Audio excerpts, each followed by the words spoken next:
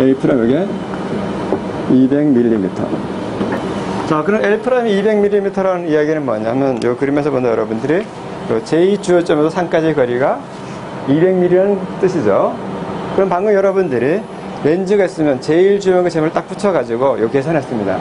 실제로 렌즈로 돌리려면 제일 주요 앞부분을 가위로 딱 그려서 이건 여기다 갖다 붙이고, 요 뒷부분 가위로 그려서 뒤에다 갖다 붙이면 실제 렌즈로 돌아가 버립니다. 즉 가상을 제임을 붙였다가 도로 떼버리는 거죠. 그렇게 여러분들이 계산해 본다면, 그러면 실제 렌즈로 돌아오게 되면, 자, 여기서부터 200mm 되는 상이 생기면 결국 맨 마지막 면으로부터는 190mm 뒤쪽에 상이 생긴다는 게 되어버립니다. 그래갖다 그럼 요걸 갖다가 다시, 자, 원래 렌즈를 환산시켜버리면, 환산시키게 되는 말이죠. 그러면 렌즈가 이렇게 있고, 여기 제일 주요면,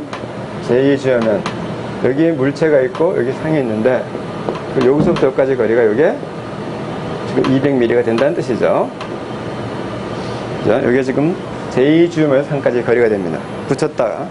자, 그렇다면 실제 렌즈 여기까지 거리가 계산한 게 여기 10mm입니다. 그러면 여기서 여기까지 거리가 그러면 190. 그럼 실제 렌즈로는 뒷면에서 190mm 뒤에 실제 상이 생깁니다. 자, 그 다음에 한번 물상거리를 한번 계산해 보죠. 여기 물체가 있으면 이 자리에 상이 이렇게 생기게 되는데, 자, 요 거리를 아까 제가 180mm로 예를 들었습니다. 첫 번째 여기서까지. 자, 그러면 그 다음에 여러분들이 생겨요. 그럼 물체상까지의 거리는 어떻게 생각하시냐면, 자, 렌즈의 요 두께가 요게, 그림을 좀 가져도 요게, 그러면 50mm죠. 그죠? 그러면, 자, 180 더하기 50 더하기 190 하게 되면 물체 상까지 전체 길이가 나옵니다. 즉, 실제 렌즈 길이로 다 환산되는 거죠. 그래서 여러분들이, 자, 광학계의 특이점 위치만 알고 있으면, 즉 초점과 주요점 위치만 알고 있으면 모든 렌즈를 갖다가 제일 주요점과 제일 딱 붙여가지고 면 하나를 만든 다음에 면이 하나가 있는 것처럼 결상식을 이렇게 계산해 버립니다. 계산한 다음에 다시 제일 주요는 딱 잘라서 앞으로 붙이고, 또 제일 주요는 잘라서 뒤로 붙이게 되면 뭐 렌즈가 100개가 되든 1000개가 되든 원상으로 실제 광학계로 다시 돌아가 버립니다. 그래서 이렇게 계산하는 방법을 일반화된 굴절 방식으로 일반화하는 결상입니다. 그래서 여러분들이 이런 카트 개념을 이용하시면은 실제 모든 과학계를 다 이 방법으로 건축과는 다 구성이 됩니다. 다음으로 또 넘어가죠. 그래서 이건 아까 제가 드렸던 설명인데, 자, 어떤 렌즈를 갖다 보면 제일 주요가 제임을 붙여버리게 되면 렌즈가 면 하나가 있는 것처럼 해서 이런 식으로 계산할 수가 있다. 근데 이건 여러분들 그냥 참고로 하시기 바랍니다. 수식적으로는 다 유도가 되지만 복잡하기 때문에 여기서 설명을 그렇게 많이 하지 않도록 하겠습니다. 다음으로 가도록 하죠.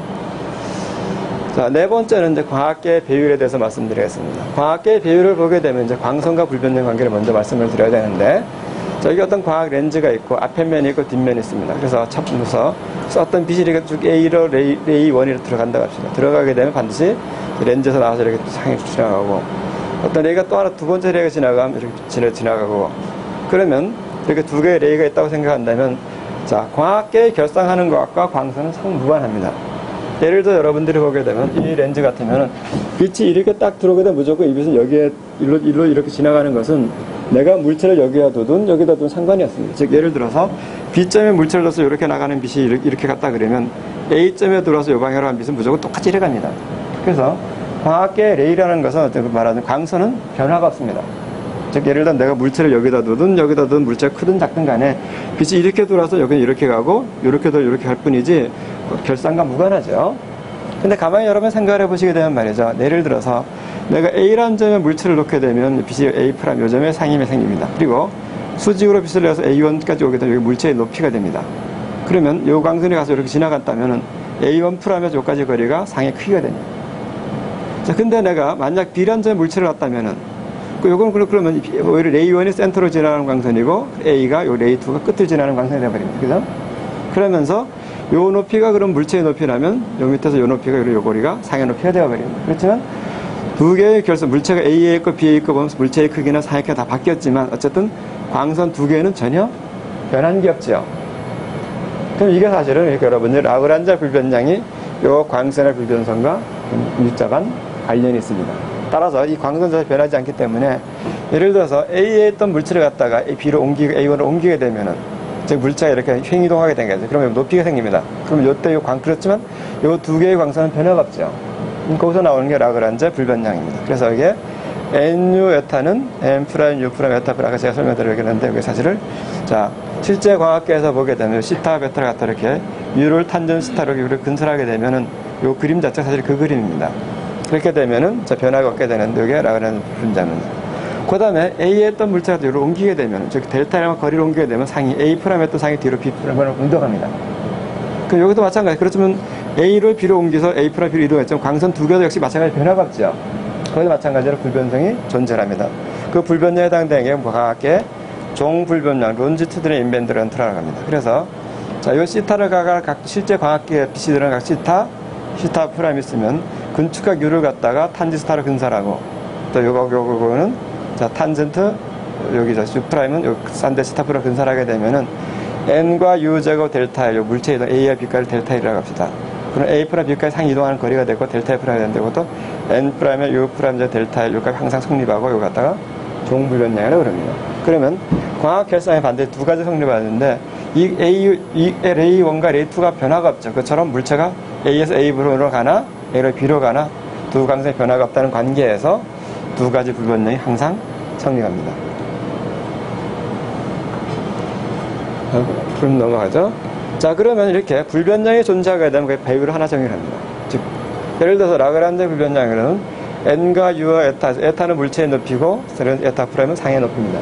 그리고 두 개 불변량이면은 요 식에서 우리가 물체와 상의 높이의 비를 갖다 이렇게 정의를 하게 되면 에타분의 에타 프라임을 정의하면 이거 갖다 우리 과학계 횡배율이라고 합니다. 그러면 이것은 N 프라임분의 U 프라임 또는 L분의 L, N 프라임 L분의 이런 식으로 물체상을 정의할 수가 있습니다. 그래서 이거 갖다 과학계 횡배율을 하고 실제로 아까 잠깐 말씀드렸습니다만은 우리가 U라는 각도는 우리가 근축각입니다. 즉 예를 들어서 광선이 입수하는 게 광선이 아주 바짝 붙어올 때 성립하는 식이 실제 광학계는 저 식이 맞지가 않죠.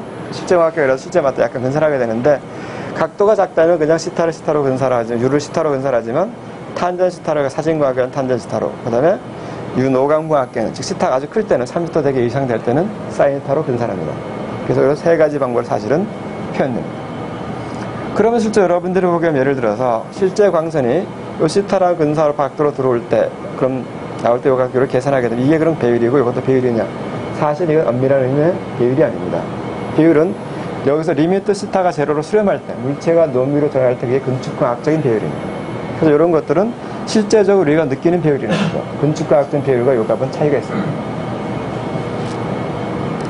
그 다음에 종배율은 자 앞으로 잠깐 그림으로 부탁드릴까요? A에 있던 물체를 B로 옮기게 되면 상은 A분의 B분으로 이동하게 됩니다. 그래서 물체가 이동하는 양, 델타 L, A에서 B까지 거리 델타 L이면 상이 이동하는 거리가 A 프라임에서 B 프라임의 델타 L 프라임이 되겠고 상의 이동 거리가 되겠고 그 비율을 갖다가 과학계 종배율이라고 합니다. 그러니까 앞으로. 네. 그래서 요 식에서 보면 물체 이동량분의 상의 이동량의 비율을 갖다 과학계 종배율, 론지튜디널 매그니피켄을 정의를 하고 수직적으로 풀어보게 되면 이렇게 나오게 되는데 결과를 보게 되면은 항상 종배율은 횡배율의 제곱에 비례한답니다. 사실 여러분들이 보게 되면 이것도 굉장히 불변량에서 나온 값이죠. 중요한 게 뭐냐면은 자 여러분들 프로젝터가 있으면 여기 보면 LCD를 프로젝션 하지 이만한 크기로 만듭니다. 응? 그럼 대략 보면 예를 들어 여기 1인치짜리 LCD 패널을 썼다 그러면 되게 여기에 100인치 정도로 보게 되면 대략 100배 정도 확대한 겁니다. 그럼 이게 횡배율이 100배가 되는데 그렇다면은 이 광학계에서 종배율의 경우는 즉 프로젝터 같으면 말이죠. 우리가 그림을 좀 안에서 본다면은 여기 이 장치 같은 여기 LCD가 패널이 여기 하나 있고 여기 렌즈가 있고 이걸 갖다 이렇게 어떤 확대를 해가지고 이렇게 크게 상을 이렇게 만듭니다. 확대 광학계죠, 그죠? 그러면 자 여기다 요만한 물체를 뒀을 때 여기 이만한 크기 상이 생기면 에타와 에타 프라임 이렇게 되면 이게 자 광학계 횡배율은 물체와 상의 크게 변합니다. 자 근데 여러분들이 문제가 되는 건 뭐냐면 말이죠. 항상 여러분들이 렌즈를 조립한다 생각한다면 하늘하고 렌즈를 조립하다 그러면 요 렌즈 사이의 거리가 항상 설계대로 정확하게 조립이 안 됩니다. 그죠? 예를 들어 여기다 놔야 되는데 판넬을 잘못 조려 여기 갖다가 칩시다. 그리고 예를 들어서 이게 델타일 만큼 판넬을 갖다 잘못 놨다고 칩시다. 그럼 방금 여러분 맞아서 상을 갖다 이렇게 이동시키면 물체 이동정 상도 따라서 이렇게 움직입니다. 그럼 상이 여기 생깁니다. 그럼 이게 상이 델타 L 프라임만큼 움직이게 됩니다. 그러면 여러분 방금 정의된 걸 보게 되면 과학계 종배율은 ML의 경우를 보게 되면 ML은 자 물체 이동량분의 상의 이동량 이렇게 되고 이것은 자 종배율의 n과 n 프라임이 붙지만 어쨌든 광학의 횡배율의 제곱 이렇게 주어집니다. 그럼 예를 들어 이 프로젝터가 자, 횡배율이 100배짜리로 간다면 종배율